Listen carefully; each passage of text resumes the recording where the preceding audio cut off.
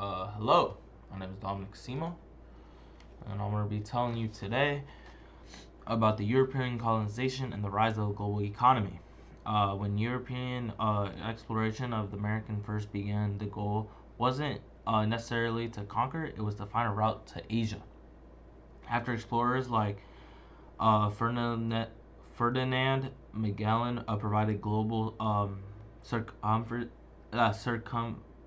circumnavigation was possible, Europeans realized something important. The lands they were trying to go around were incredibly valuable themselves. That discovery shifted global history.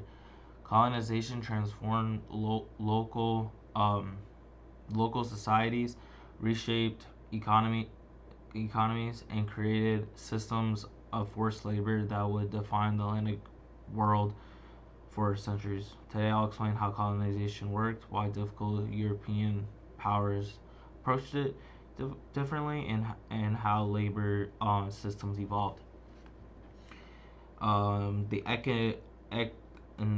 common, I don't even know, system. The Spanish used a labor system called the encomenda.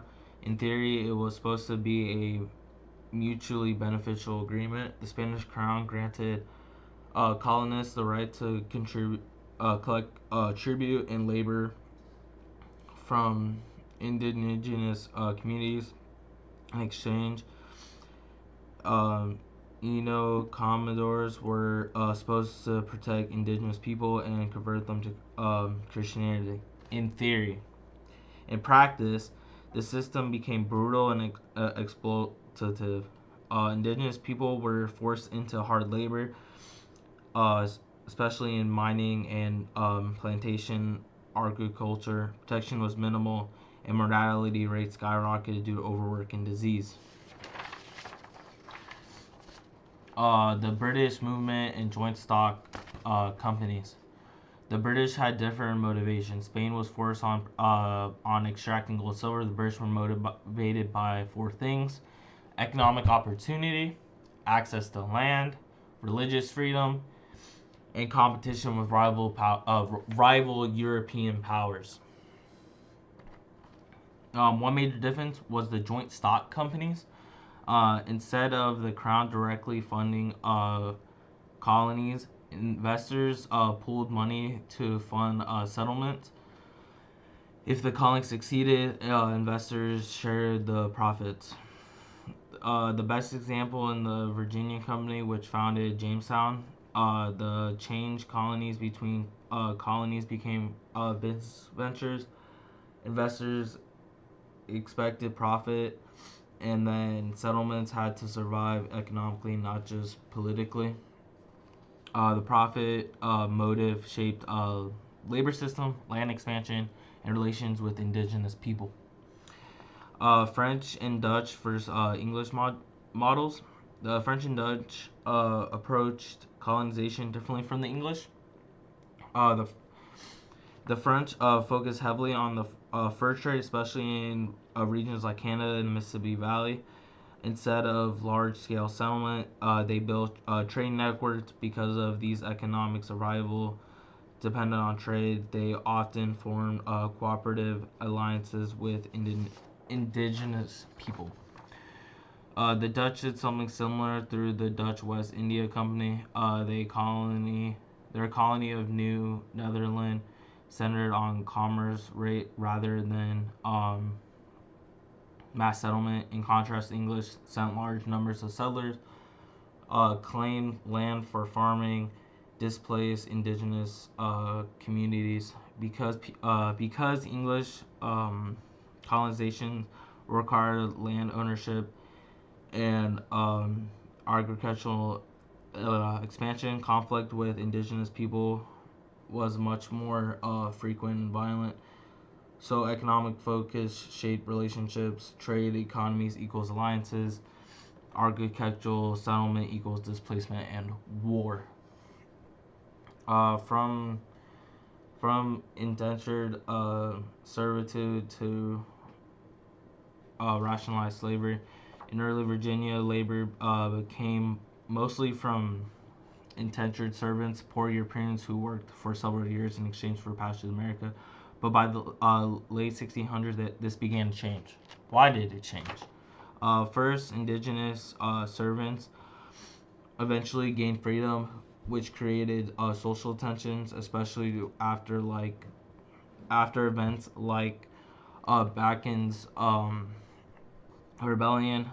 Second, enslaved Americans provided a permanent inheritable labor force. Over time, laws were passed defining slavery as racial and lifelong. This marked the shift from a system based mostly on class to one based on race. Virginia economy became dependent on plantation, agriculture, and enslaved labor, embedding racial slavery into colonial society. Colonization was never this indigenous and African resistance. Colonization was never uncontested. In New Mexico, the Pueblo leader Pope organized the Pueblo Revolt of 1680. He united different indigenous communities, drove the Spanish out, and temporarily restored indigenous culture. In New England, Metacama, also known as King Philip, led a colonization of tribes against English settlers in King Philip's War. Although ultimately defeated, his resistance showed that indigenous groups actively fought to protect their land and sovereignty. These leaders used different strategies, such as military coordination, alliance building, and then strategic diplomacy, but all the resistance European domination. All resisted European domination. Mercantilism and rising tensions. After 7-year war, British had massive debt. Under mercantilism, colonies existed to benefit the mother country. They were supposed to supply raw materials, buy finished goods from Britain, avoid trading with rivals. After the war, Britain tightened enforcement of law trades and imposed new taxes. From a British perspective, this was fair. The colonies should help pay for their own defense. From the colonist perspective, it was unfair taxation without representation. The economic strain damaged the relationship between Britain and its North American colonies and set stage for a revolution. In conclusion, European colonization reshaped the world. It created global trade networks, fueled the rise of racial slavery, sparked resistant movement, and transformed indigenous societies. What began as a search for a route around the Americas became a competition to control their wealth and their economic systems.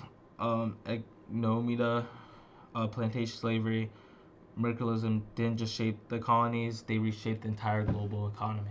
Thank you.